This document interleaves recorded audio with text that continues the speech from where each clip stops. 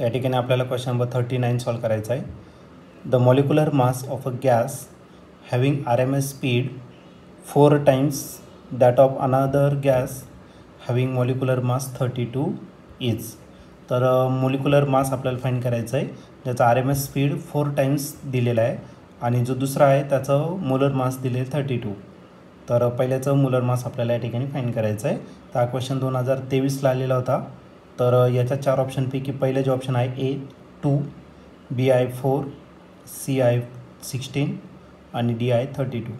तर या 4 ऑप्शनपैकी या क्वेश्चनचा करेक्ट आन्सर काय असणार आहे, चला सॉल्व करूया आणि मग डिस्कस करूया. तर या क्वेश्चनमध्ये आपल्याला मोलर मास दिलेला आहे का गॅसचं आणि त्याचा RMS स्पीड जो आहे तो 4 times अनदर गॅस दिलेला आहे.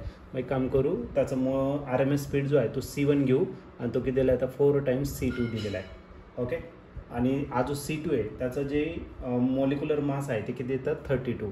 म्हणजे आपल्याला M2 जो दिलेला आहे तो किती दिला आहे तर 32 आणि आपल्याला काय फाइंड करायचं M1 या ठिकाणी आपल्याला फाइंड करायचं. ओके, मग आता या केसमध्ये आपण CRMSचं फॉर्म्युला या ठिकाणी यूज करणार. CRMS जर घेतला तर CRMS is equal to √3RT आपण काय भेटेल आपल्याला M.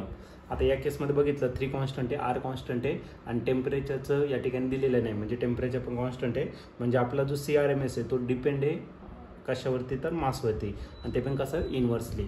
मग आपला जो CRMS आहे CRMS is inversely proportional to the square root of molar mass. मग आपण एक काम करू, C1 आपण काय घेतला C2 घेतला तर अंडर रूट ऑफ काय करावं लागेल तुम्हाला M2 डिवायडेड बाय इन्व्हर्सली म्हणून M2 divided by M1 under रूटमध्ये घ्यावं लागेल. ठीक आहे, C1ची व्हॅल्यू दिलेली आहे, C1 किती दिलं आहे 4, C2 डिवायडेड बाय काय आला C2 अंडर रूट M2 दिलेला आहे तुम्हाला, M2 दिलेला आहे 32 आणि आपल्याला M1 फाइंड करायचं आहे. C2 काय आला कॅन्सल. ओके, पण हा स्क्वेअर रूटमध्ये, मग याचं काय करून घ्या आपण स्क्वेअरिंग. आधी या 4चा जर स्क्वेअर केला तर 4चा स्क्वेअर किती येणार आहे 16 आणि याचं स्क्वेअर रूट काय होणार आहे कॅन्सल. म्हणजे 32 डिवायडेड बाय काय आला M1 इकडे येऊन टाकू आणि 16 तिकडे, म्हणजे 32 डिवायडेड बाय काय राहिला 16. आता 16च्या टेबलमध्ये 32 आहे, मग आपला जो M1 भेटणार आहे 16 टू किती राहिला 32. मग जो पहिला गॅस आहे तर त्या गॅसचं मोलर मास जे आहे ते किती असणार तर 2 आणि या ठिकाणी ऑप्शन जर तुम्ही चेक केलं तर या क्वेश्चनचं जे आन्सर आहे ते ऑप्शन ए बरोबर मॅच होत आहे. मग याचा ऑप्शन असेल ऑप्शन ए म्हणजेच किती 2.